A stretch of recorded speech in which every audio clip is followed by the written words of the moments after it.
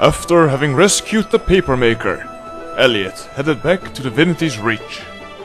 Knowing that Logan would be interested in this information, he visited the Sheriff office within the city.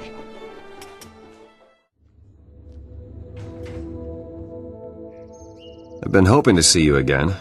Do you have any news? What did the papermaker say? Furserai admitted he made the paper for Minister Zaman. He also agreed to testify to that effect. I knew Zaman was shady, but organized crime? Setting up citizens to be robbed and brutalized? That's out-and-out treason. Nevertheless, he's a government official. I can't call him to trial without more evidence. Oh, where are my manners? Allow me to introduce Countess Anise, Master Exemplar of the Shining Blade. Minister Wee's hosting a party tonight. It'll be a good opportunity to eavesdrop on ministers, their allies, and their enemies. Or we could search Zaman's house. The law allows it if someone's in danger, or if we suspect treason. All right. We have one shot, so it's either the party or Zaman's house. I can't give you orders, so let me know how you want to proceed. Having one party crashed was more than enough for Elliot, and he decided to instead go with Logan to search the minister's house. Your fellow nobles seem to have a knack for making my life interesting.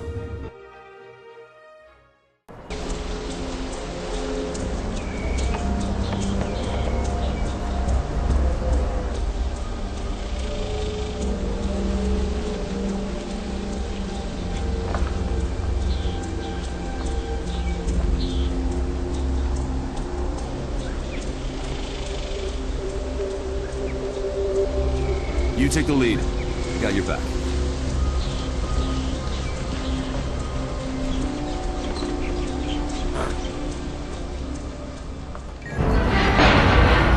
Enemies here.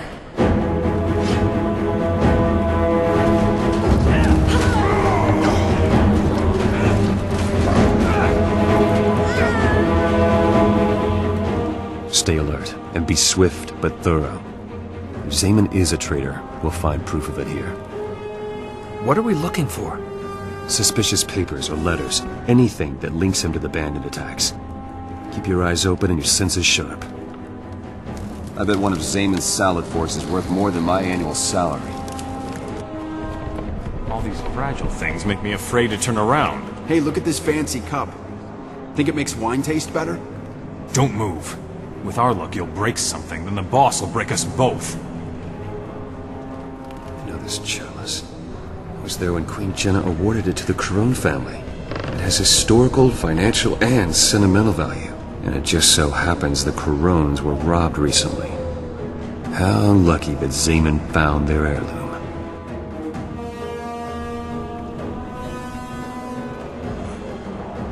Andrew's tears. These are the blueprints of all the homes that have been robbed in your district. Looks like Zaman planned the burglaries.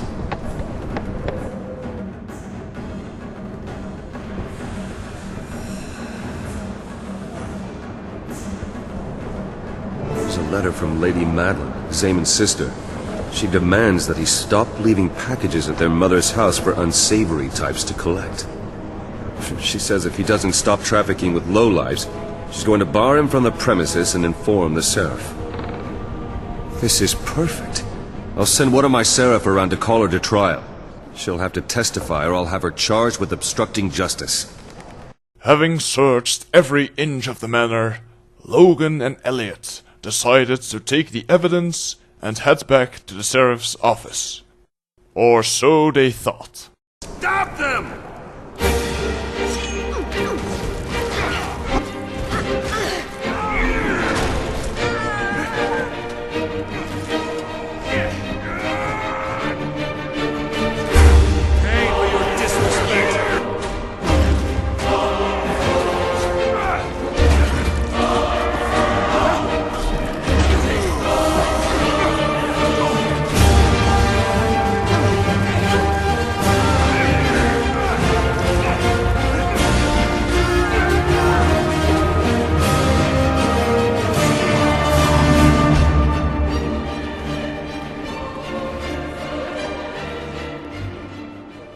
Zaman's here. Now I can arrest him for his part in this, and he can rot in prison. Wait, treating him like a common criminal only creates more problems. Political problems. We have to do this formally, by the book. You sound like a niece. But you're right. We'll issue a subpoena and warn the gate guards. If he tries to run, we'll bring him in.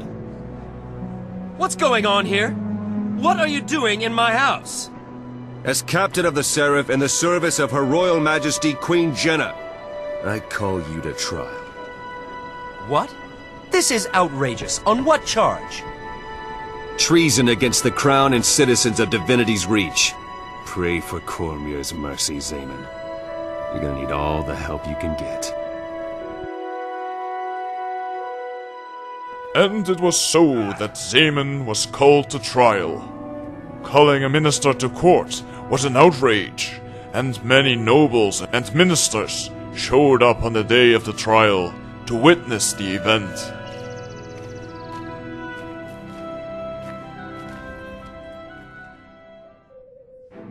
Our witnesses have arrived. Are you ready to present the case? As a noble, you're our best representative. I've gone over everything a dozen times. Unless something goes horribly wrong, we'll get our man. At this rate, Queen Jenna's guaranteed to notice you. If nothing else, I'll make sure your name reaches her ears. Minister Codicus is waiting. Signal him when you're ready. Good luck. And may Lissa bless you with unparalleled eloquence.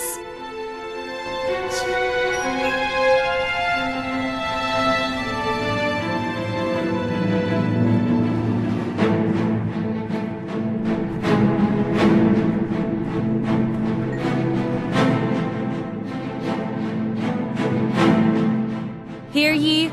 The trial of Minister Julius Zaman is hereby called to order. Legate Minister Codicus presiding. Who stands for the prosecution? I do, Your Honor. We have evidence proving Minister Zaman conspired against the citizens of Divinity's Reach. He abused his authority to commit thievery, murder, and treason. We will present incriminating documents and sworn testimony from respected members of the community, including the sister of the accused. The prosecution seems to have prepared quite a compelling case. Minister Zaman, can you refute these dire accusations? Refute? Why bother? My Lord Codicus, in accordance with the most ancient tenets of Crichton law, I invoke my right to trial by combat. This court accepts your invocation. By law and custom, you may choose a second to fight with you in the circle. Thank you, Legate Minister. I choose my retainer, Eitel the Unlovable, as my second. The prosecution must also nominate a principal and a second, or forfeit the case. I will be the principal, Legate Minister. I'd like to request a short recess to select my second. Granted. When the prosecution is ready to continue, this court will reconvene and the trial by combat will begin. As a Seraph captain, I can't really jump around saying, pick me, but I can certainly think it. Although Logan would have been a good choice to fight beside him, Elliot knew that there was only one person in this world he trusted enough to stand by his side. His childhood friend, Lord Farron. We're ready to begin, Legate Minister. I have chosen my second. An interesting choice. For the record, let it be known that this duel will continue until both members of one side surrender or are defeated. If Lord Zaman proves victorious, he is innocent. The case is thrown out and these charges against him may not be brought again. If you win, then Zaman is found guilty of this crime. I understand. When you're in position, the trial by combat shall proceed. Good luck to you all. May justice prevail.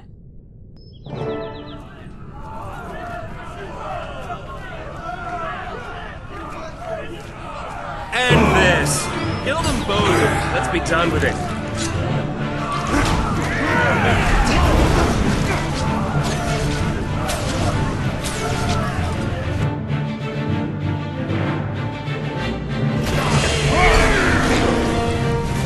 Oh! Get over here and protect me! Second!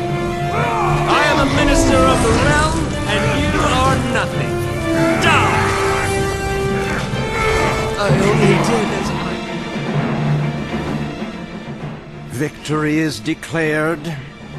According to the dictates of Crichton law, Minister Zaman is found guilty.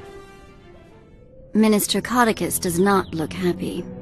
He doesn't like anything to infringe on the rights of ministers. Trial by combat took the judgment out of his hands. Did it?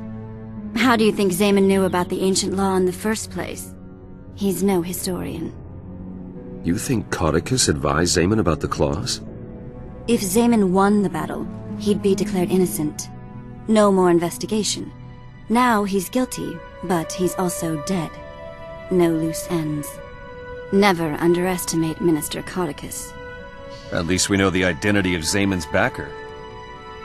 Go and celebrate a well-earned victory. Anise and I will be in touch with you.